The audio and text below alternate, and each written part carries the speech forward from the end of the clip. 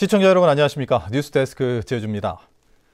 제주 해군기지 관사 반대 농성장을 강제로 철거하는 행정대 집행이 마무리되면서 해군이 본격적인 공사 준비에 들어갔습니다. 하지만 강정마을 주민들은 여전히 반발하고 있어 군관사 건설을 둘러싼 갈등은 계속될 것으로 보입니다. 김찬영 기자입니다.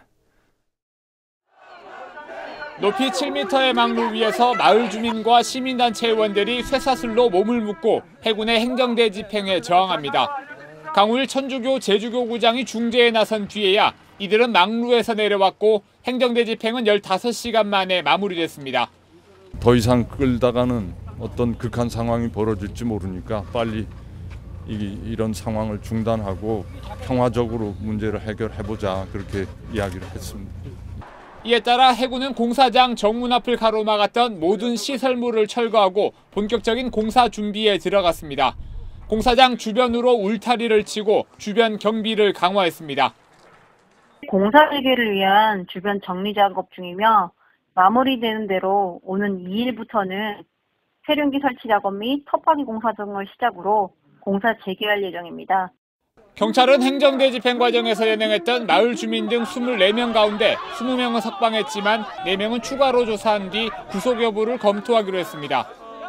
주민들은 이번 사태에 대한 제주도의 대응이 아쉽다며 앞으로 진상규명에 참여하기 어렵다는 뜻을 전달한 것으로 알려졌습니다.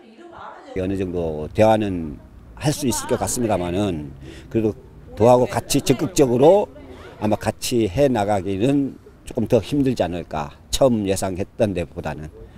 제주도의 중재에도 불구하고 해군이 군관사 건설 공사를 강행하면서 해군기지 갈등 해소의 단초로 주목받았던 진상규명도 사실상 어렵게 됐습니다. MBC 뉴스 김찬현입니다. 제주 해군기지 농성장 철거 행정 대집행에 투입됐던 해군 장교가 모텔에서 숨진 채 발견돼 군 당국이 수사에 나섰습니다.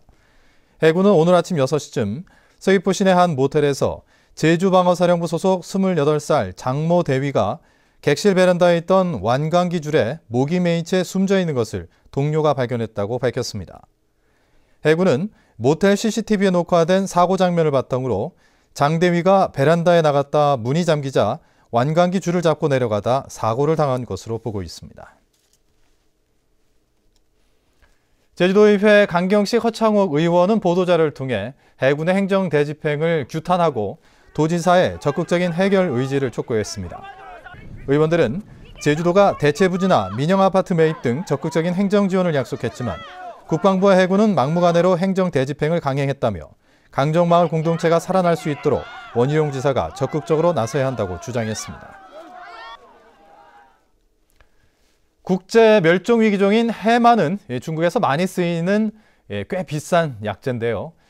제주에서 해마를 약재와 음식 재료로 수출하기 위해 대규모 양식 사업이 시작됐습니다. 박주연 기자가 보도합니다. 머리는 말, 꼬리는 원숭이, 배는 캥거루를 닮은 해마. 몸을 직각으로 세우고 조그마한 지느러미로 움직이는 해마는 생김새만큼이나 희귀해 수족관 관람객들의 발길을 사로잡습니다. 해마가 꽈배기 모양처럼 독특하게 생기고 멸종위기종이라 들어서 이렇게 관심 있게 보게 된 것 같아요. 국제 멸종위기종이자 관상용으로만 사용했던 해마를 음식 재료와 약재로 수출하기 위한 대규모 양식 사업이 시작됐습니다. 해양수산부 공모 사업에 제주가 해마 특화 양식 사업지로 선정됐기 때문입니다. 해마는 혈액순환과 성호르몬 분비를 촉진한다고 알려져 약재와 음식 재료로 주목받고 있습니다. 건조 해마인 경우 1kg에 200만 원에서 300만 원으로 1등급 한우 가격보다 최고 50배 정도 비싼데 해마 생산량의 80%를 소비하는 중국에서는 부르는 게 값일 정도입니다.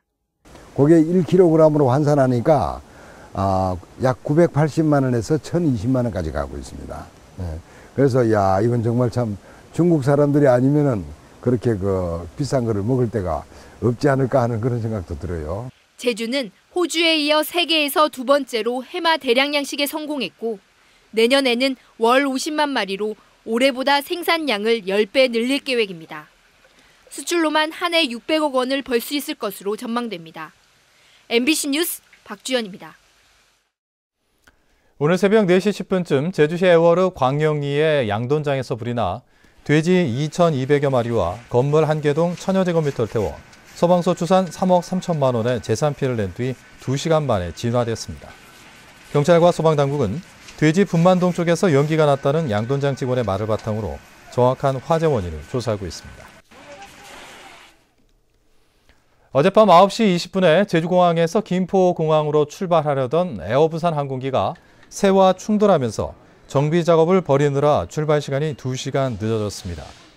이 때문에 에어부산 측은 김포공항의 이착륙이 밤 11시 이후에는 항공기 소음 때문에 금지된다며 목적지를 인천공항으로 바꿨고 승객들은 불편이 커졌다며 항의하는 소동이 빚어졌습니다.